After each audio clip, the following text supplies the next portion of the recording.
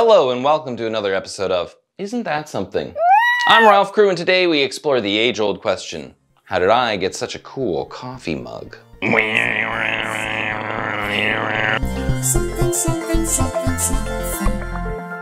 This coffee mug is a custom piece of glass artwork made by Percy Echols, curator of the phenomenal LIT Light in Transmission exhibition at the extraordinary Pittsburgh Glass Center.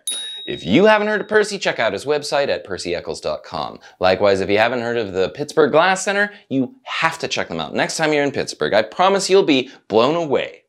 But what is glass? According to Wikipedia, glass is a non-crystalline, often transparent, amorphous solid that has widespread practical, technological, and decorative use in, for example, window panes, tableware, and optics.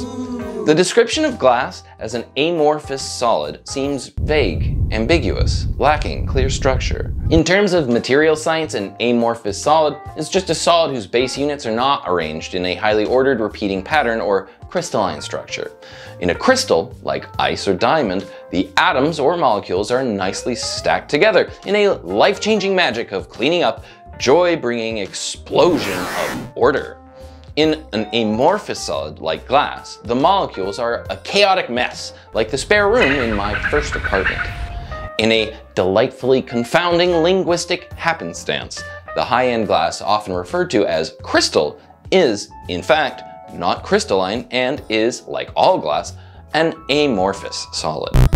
To make glass, start with a source of silica, like quartz sand. Technically, there are non-silicate-based glasses, but those are for nerds. Careful with quartz sand, it is coarse and rough and irritating, and it gets everywhere. Now, heat it in a hot furnace until it's all gooey and glows like forbidden honey. You can make all sorts of stuff with this stuff. Things like windows, bottles, glasses, and all kinds of fantastic art. A popular way to shape glass is to place a blob or gather on the end of a blowpipe, a huge reusable metal straw. Take care not to drink molten glass through this straw. This is a tremendous faux pas in the glass blowing community. How embarrassing.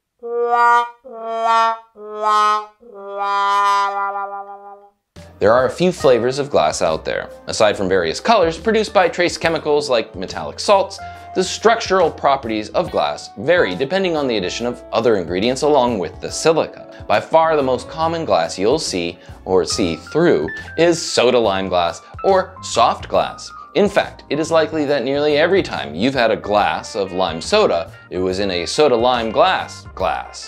Next time you're at the soda jerk, ask for a nice tall lime soda lime glass.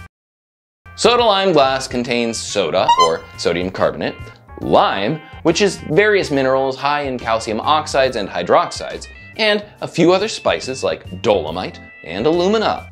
This creates a glass with a lower melting point than pure silica-based glass. Soda lime glass is easier to work with, relatively cheap, and makes up most glass manufactured by humans, about 90%. Unfortunately, statistics are not available for glass manufactured by non-humans at this time, although volcanoes seem to be fond of obsidian. The major weakness in soda lime glass is its poor durability under thermal shock. Back in the late 19th century, Otto Schott had a thought. Should I invent borosilicate glass by adding boron trioxide to silica? Otto Schott thought he oughta give it a shot, and so he did. And it's a good thing too. Borosilicate glass, as it's known, is 3 times more resilient to thermal shock than soft soda lime glass due to its very low coefficient of thermal expansion. My amazing Percy Echols Pittsburgh Glass Center coffee mug is made of borosilicate glass. But that's not all. When activated by electricity, it contains plasma. Ooh. What is plasma?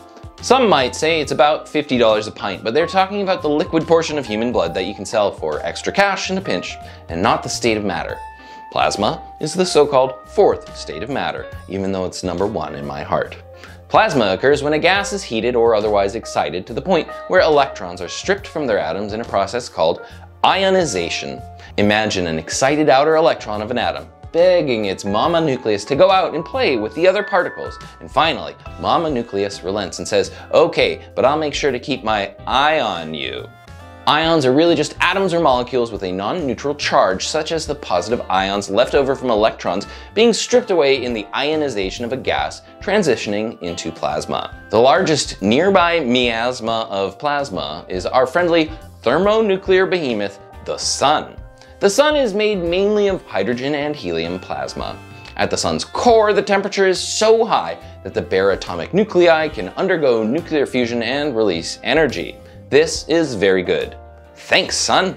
A fun fact is that the Sun comprises 99.86% of the mass of the whole solar system. So by any measure, the solar system's most common state of matter is plasma.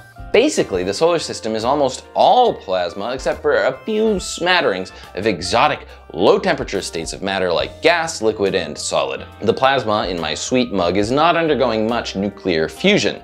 Its electrons are being stripped away by electric fields produced by this special transformer coaster. Imagine Optimus Prime, but instead of a big rig, he turns into a coaster.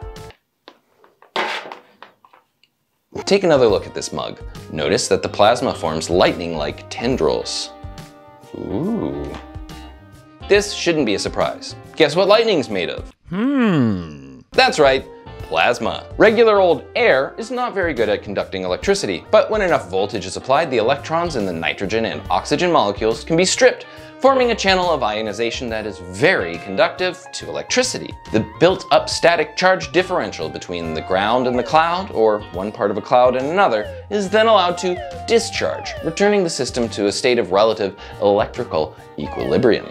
A lightning bolt is very energetic. The plasma channel reaches temperatures several times greater than the surface of the Sun, approaching 30,000 kelvins or 29,727 Celsius. The sudden expansion caused by this violent temperature rise causes the lightning channel to expand faster than the speed of sound, producing a sonic boom that we hear as thunder. How fast would you have to throw a bowling ball to create a similar sonic boom? I don't want to do the math for that right now, but maybe somebody in the comments will. Thankfully, my magnificent mug is a little less energetic than a lightning bolt. Part of the reason for that is the fact that the gas inside is at a very low pressure. There are fewer atoms to ionize in there, so it takes less energy to make it happen. The color of the plasma depends somewhat on the pressure, but much more on the composition of the ionized gas. In this case, we are seeing the element neon ionizing to its famous red-orange plasma color. This color is a great reason to choose neon as the gas to use in a plasma coffee cup. Also, neon is a noble gas, so it doesn't chemically react with the glass, causing less degradation over time than other gases. So now, let's take a look at how my fantastic coffee cup was made.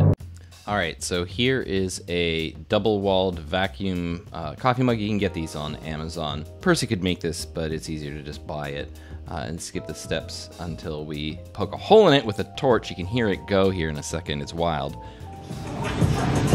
Nice. There it was. The hole is then welded to a piece of glass. This tube is going to act as a conduit. We connect this small tube now to a much longer tube, which connects us to the manifold where Percy can then fill it with gas. He's using pressure with his breath here to actually hold it open so that it doesn't collapse. In a way, this is sort of glass blowing, and you can see that weld is complete. It's pretty remarkable to watch him work. Now, he's going to be very careful about thermal shock, even though we are in borosilicate glass. He's going to use this kiln. Also, in the case that something goes terribly wrong, it's nice to have the kiln there to catch any pieces. This is the manifold that Percy built. It's absolutely amazing. Some mad scientist stuff. All sorts of different gases that you can choose. We ultimately elected for neon. You can actually see when the neon hits the critical amount so that the electricity ionizes it. It was shocking when this happened in the studio. I really loved it. And now we do everything backwards. Percy, after a cool down period, is going to essentially cut the longer tube here to separate it, and in this case, since it's low pressure inside, the atmosphere can seal it off, and he's extra careful to make sure that when he does it a second time here, right up next to the cup, that we get a reasonable sized little nub in here and don't compromise the structural integrity. And then here we are, the world's coolest coffee mug. So, we've found the answer to how I got this awesome coffee cup. Isn't that something?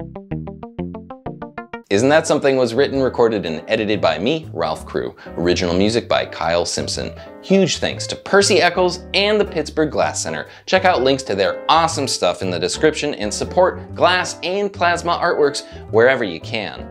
Coming soon, I will publish a more in-depth, behind-the-scenes look at my adventures with Percy at the Pittsburgh Glass Center. It was truly one of the most extraordinary things I ever did. If you like this video, please give a thumbs up, share, subscribe, and so on. If you really like this video, please consider supporting me on Patreon. Thanks for watching, and remember to explore the world responsibly. Isn't that something? Isn't that something? Something, something.